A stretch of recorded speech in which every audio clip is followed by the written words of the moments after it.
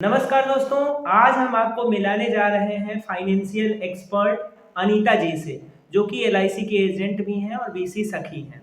तो चलिए मैम, आप सबसे पहले हमारे दर्शकों को थोड़ा फाइनेंशियल एजुकेशन के बारे में बताइए। सबसे पहले ये बताइए कि एलआईसी कितना ज़रूरी है? नमस्कार आप सभी लोगों को।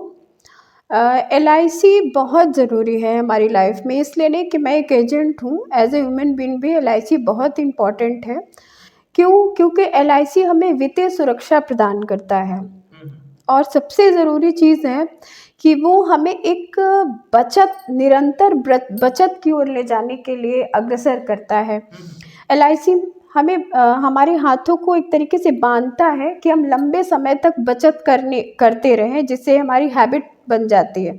साथ ही एलआईसी हमें जीवित रहते भी अच्छा रिटर्न देता है और हमारे न रहने पे हमारे परिवार को वित्तीय सुरक्षा प्रदान करता है। क्योंकि जब हम हैं तब तो हम फैमिली को हर एक सुख सुविधा जो भी हम हैं दे सकते हैं, पर अगर हम नहीं हैं तो उस समय हमारे फैमिली को वित्तीय सुरक्षा कौन प्रदान करेगा।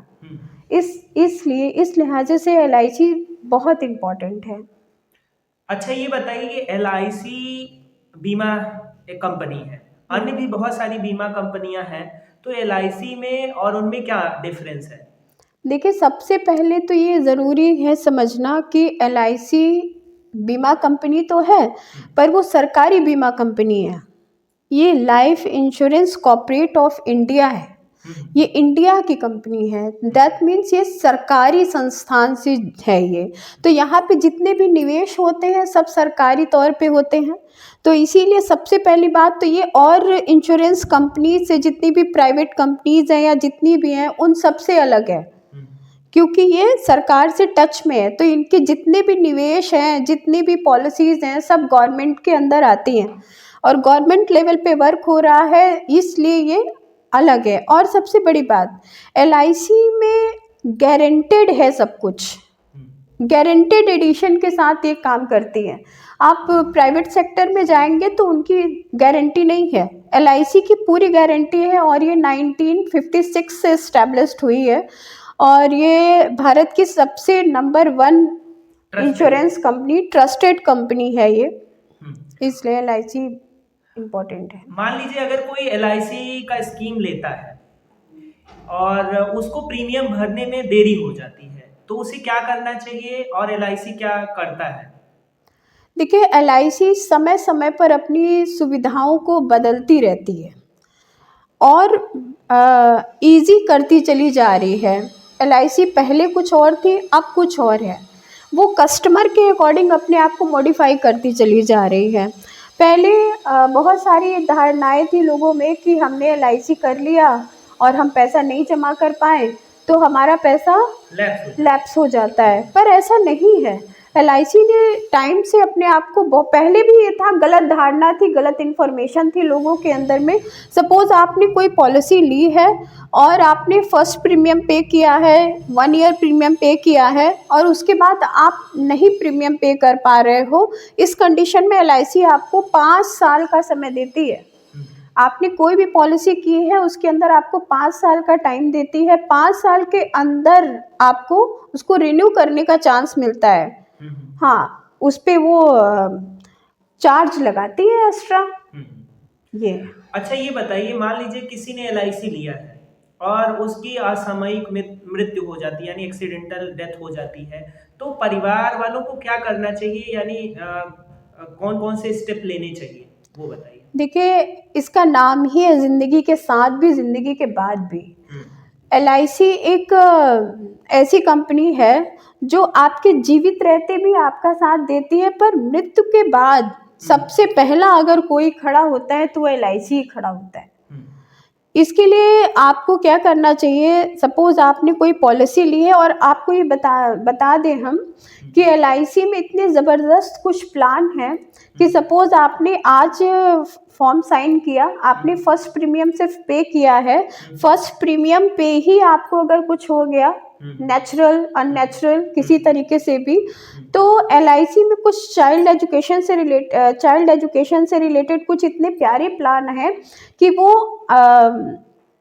बच्चे को आजीवन पैसा देंगे आपको प्रीमियम नहीं पे करना है, बच्चे को पैसा देगी एलआईसी।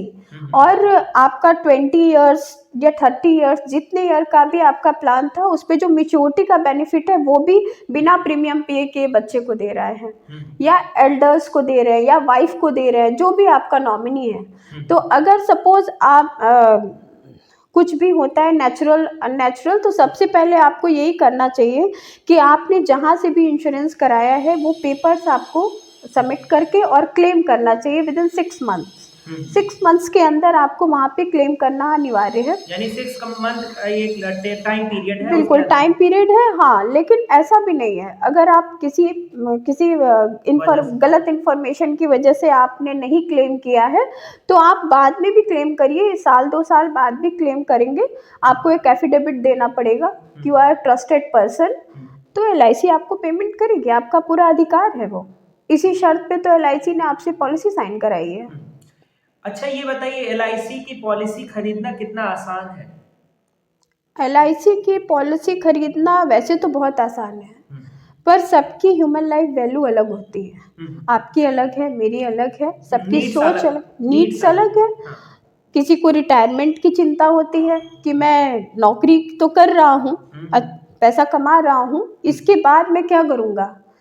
किसी को अपने बच्चे की शादी की चिंता है, किसी को अपने बच्चे की पढ़ाई की चिंता है, किसी को अपने लाइफ पार्टनर की चिंता है कि मेरे बाद उसका क्या होगा।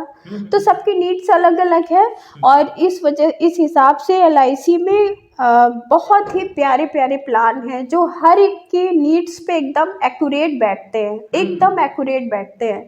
तो ये आसान है, बहुत आसान है, पर हमें अपनी नीड्स को आगे रख के पॉलिसी लेनी चाहिए, ना कि किसी के कहने पे पॉलिसी लेनी चाहिए।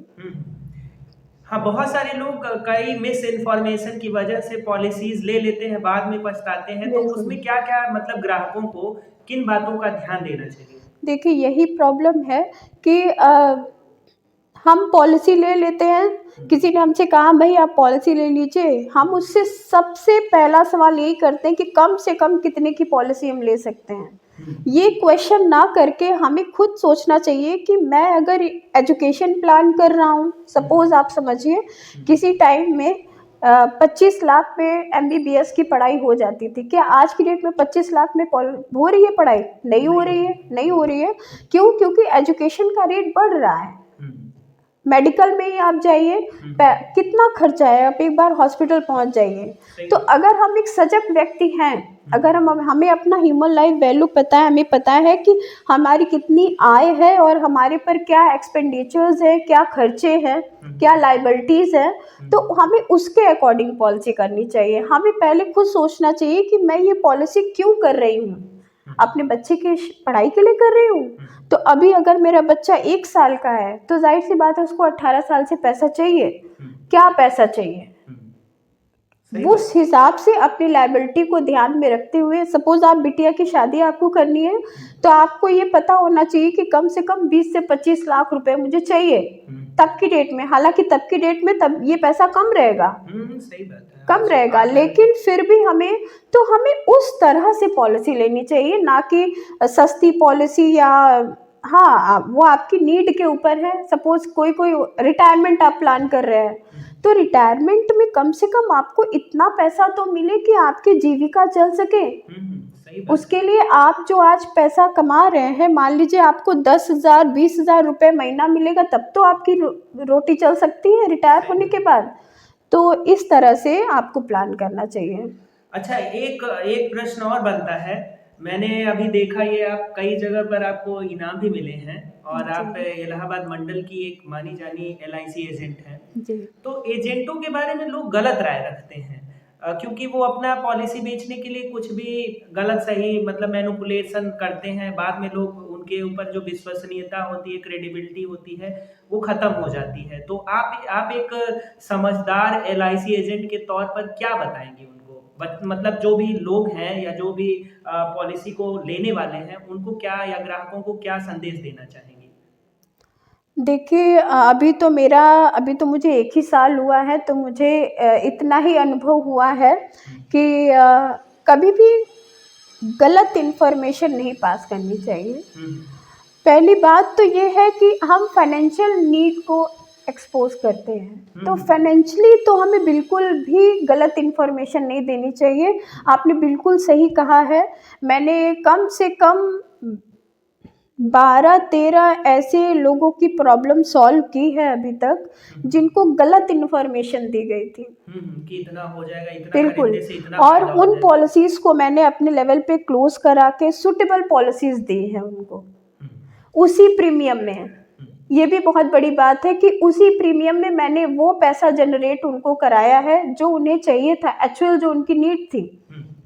तो गलत इन्फॉर्मेशन के लिए तो मैं यही कहूँगी कि भाई गलत इन्फॉर्मेशन नहीं देना चाहिए पहली बात तो। लेकिन अब सबका अपना प्रोस्पेक्ट है, सबके अपने व्यूज़ हैं, तो उसमें हम कुछ नहीं कह सकते हैं। आपको सजग रहने की ज़रूरत है। आप बिल्कुल, आपको उसी से पॉलिसी, या आप खुद ही समझिए, आप अर्निंग कितना इम्पोर्टेंट है, कितना मुश्किल है आज की डेट में अर्निंग। तो आप अपना इन्वेस्टमेंट करना, आप इन्वेस्टमेंट कर रहे हैं अपनी बहुत मेहनत की कमाई को लगा आप इन्वेस्टमेंट कर रहे हैं, तो आपको कम से कम इतना स्टैंडर्ड तो अपना आप रखिए कि किसी ऐसे व्यक्ति से आप चर्चा कीजिए इन्वेस्टमेंट के लिए जो उस लायक हो।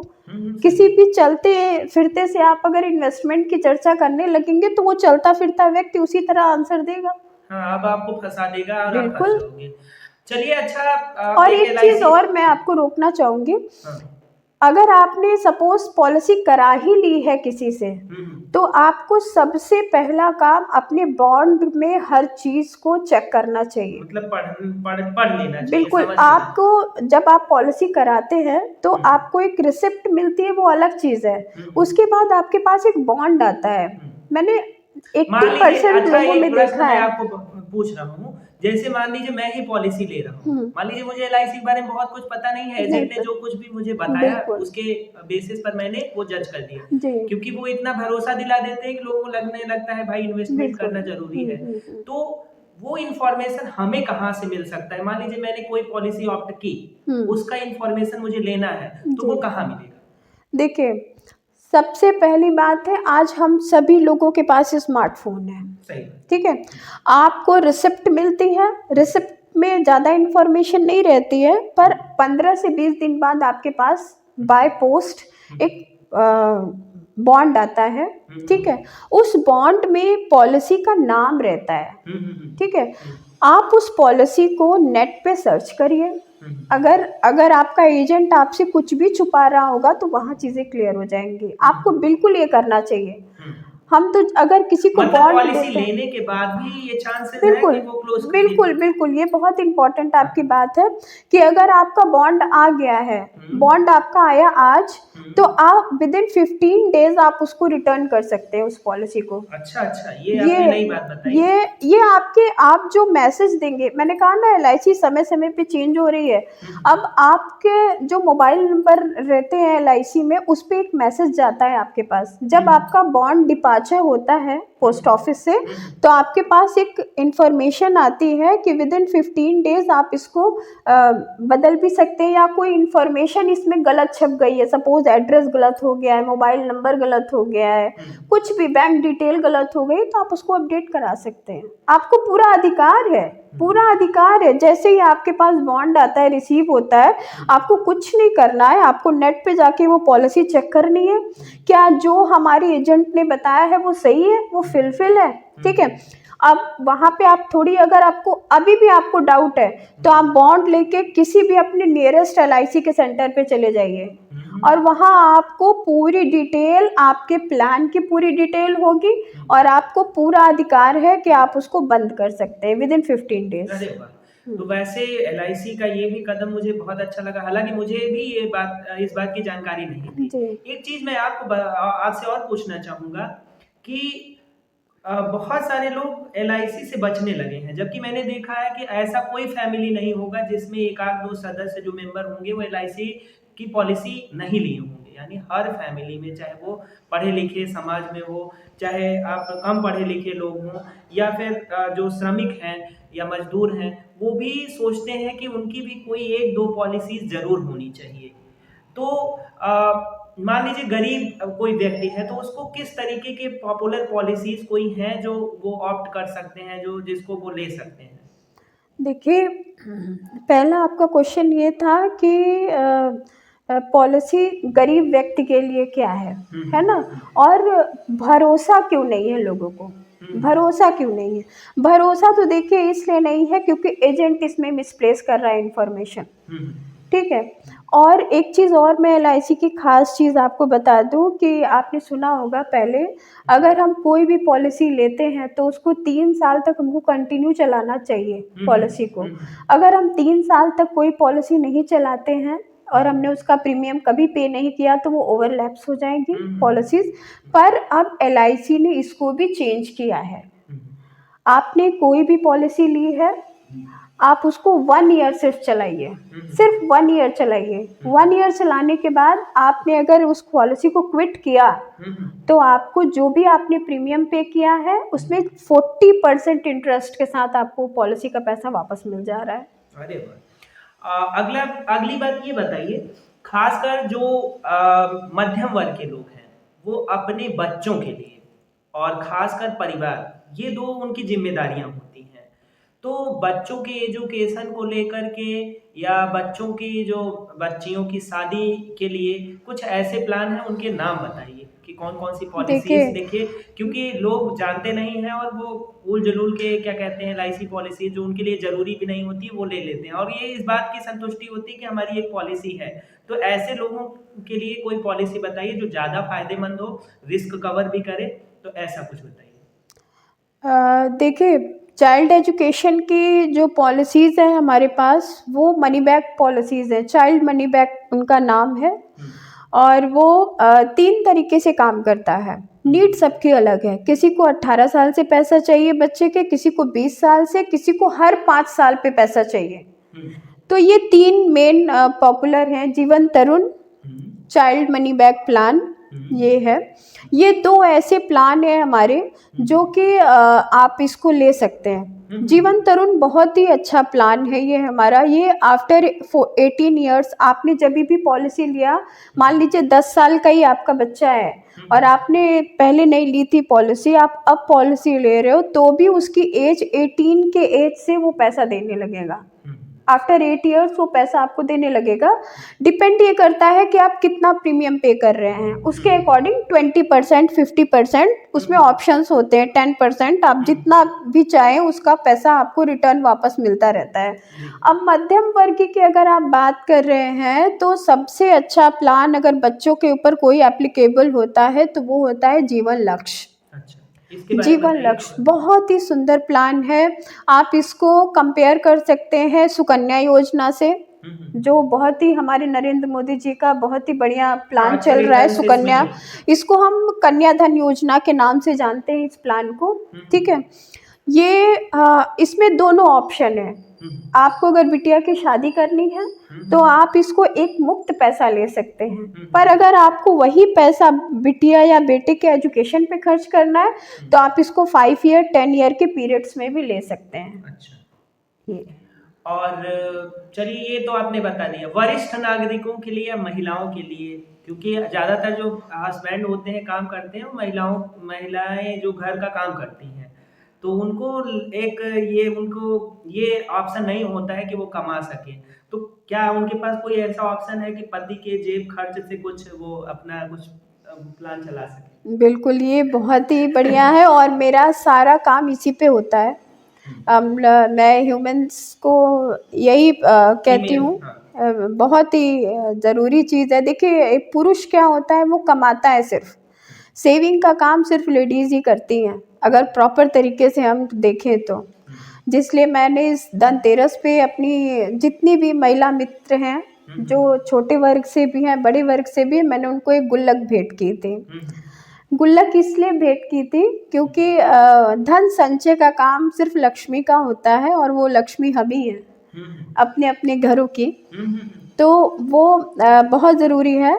देखिए, पुरुष अगर कोई इंश्योरेंस करता है तो वो अपने पॉकेट से सबसे पहले उस पैसे को निकाल के खर्च करता है, पर एक महिला पॉकेट के पीछे से पैसा निकाल के खर्च करती है।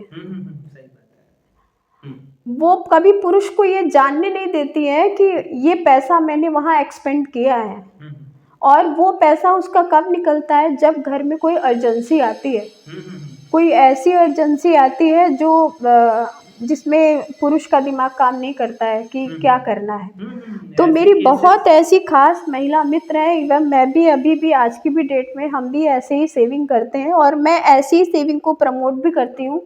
मेरे साथ की जितनी भी महिलाएं हैं ज़्यादातर हम ऐसे ही सेविंग करते हैं कि हम है तो सब घर के लिए ही, पर हम साइड से करते हैं। तो इसमें देखिए हमारे पास इंडोरमेंट प्लान होते हैं, न्यू इंडोरमेंट प्लान है ये, इसमें हम निवेश कर सकते हैं। 500 रुपये से स्टार्ट है ये प्लान हमारा। ये बहुत मध्यम वर्ग से स्टार्ट होता है, डिपेंड करता है कि आप इसमें रेट ऑफ इंटरेस्ट 8% का रेट ऑफ इंटरेस्ट रहता है। अभी जो खास कुछ योजनाएं हमारे पास आई हैं वो नरेंद्र मोदी की तरफ से आई हुई है, जो कन्या धन के नाम से हमने गांव में भी कैंप लगवाया था, तो वहाँ पे भी कन्या धन नाम से है। ये बच्चे की शादी के लिए तो रहता ही है, शादी के बाद भी उसकी लाइफ एक चलती है, तो उसके लिए भी है ये 500 रुपये। अगर आप मंथली पे करते हैं तो इसमें लगभग 9,75,000 की आपको राशि मिलती है। चलिए मैम, कोई और भी खास जानकारी अगर आपके पास हो LIC से संबंधित या कोई इन्वेस्टमेंट प्लान से संबंधित, तो आज हम लोगों को बताइए, दर्शकों को बताइए। देखिए अगर हम रिटायरमेंट की प्लान करें, हमने चाइल्ड एजुकेशन पे बात किया, कन्याधन पे बात किया और सुकन्या पे बात किया, हमने पेंशन पे हम बात करते हैं। आज की डेट में कौन सी ऐसी इंश्योरेंस कंपनी है जो लाइफ लॉन्ग आपको गारंटेड एडिशन देती है? कोई नहीं देती। गारंटेड एडिशन की बात हम कर रहे हैं, कोई नहीं देता। LIC एक ऐसी संस्थान है जो आपको गारंटेड एडिशन देती है 10%, 8% लाइफ लॉन्ग। LIC का बहुत ही बढ़िया एक प्लान है जो है जीवन उत्सव। जीवन उत्सव आपको गारंटेड एडिशन देता है। और सबसे अच्छी बात LIC में क्या है, जब भी हम LIC का नाम लेते हैं तो लोग सोचते हैं 20 साल पैसा जमा करना है, 25 साल जमा करना है, इतना लॉन्ग कौन जमा करे पैसा। तो इसका भी एक विकल्प निकाला है LIC ने कि आप 5 साल से इन्वेस्टमेंट स्टार्ट कर सकते हो। 5 years to 16 years सिर्फ आपको इन्वेस्टमेंट करना है और इसमें लाइफ लॉन्ग 10% का आपका इंटरेस्ट है।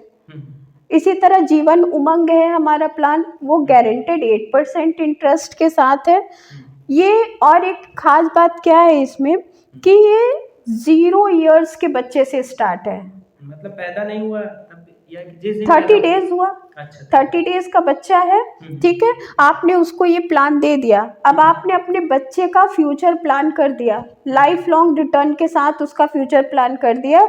ये प्लान हम लोग बच्चे के बर्थडे पे ज़्यादा करते हैं, अपने लिए तो हम सोचते ही हैं, पर बच्चे के लिए, क्योंकि देखिए आजकल एक्सपेंस इतने ज़्यादा बढ़ते चले जा रहे हैं कि हम सोचते हैं कि जो परेशानी हमने झेली है वो हमारा बच्चा ना झेले, या आगे मैं सर्विस कितना करूँगा, 15 साल मैंने सर्विस किया उसके बाद मुझे कुछ देना ना पड़े, और मेरा एक इंश्योरेंस लाइफ लॉन्ग चलता रहे। लाइफ लॉन्ग इंश्योरेंस भी चलेगा, 10% आएगा भी, और हमारे जो पार्टनर है हमारे ना रहने पे एक अच्छा खासा अमाउंट भी उसको मिलेगा।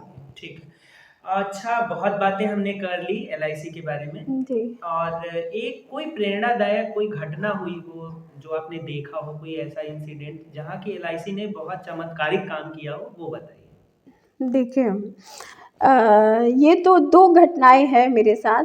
पहली घटना तो ये हुई कि हमारा दूसरा या तीसरा दिन ही था, मैं ऑफर लेटर पे साइन ही करने गई थी। तो हमारा ऑफिस है, सीढ़ियाँ चढ़ के ऊपर जाना होता है। हम वहाँ थे और मैनेजर साहब के साथ बैठ के हम लोग डिस्कशन ही कर, साइन ही कर रहे थे। एक पर्सन थे, वो आए और उन्होंने लगभग 10 लाख की कोई पॉलिसी ली होगी, और उन्होंने सिग्नेचर ही किया था, जस्ट सिग्नेचर करके वो सीढ़ियों से नीचे ही उतर रहे थे, और ये उनके साथ हादसा हुआ। उनका क्या हुआ, वो वहीं से गिरे हैं और उनका पैर क्रैक हो गया है, ठीक है। उस वक्त तो हमें कुछ नहीं समझ आया।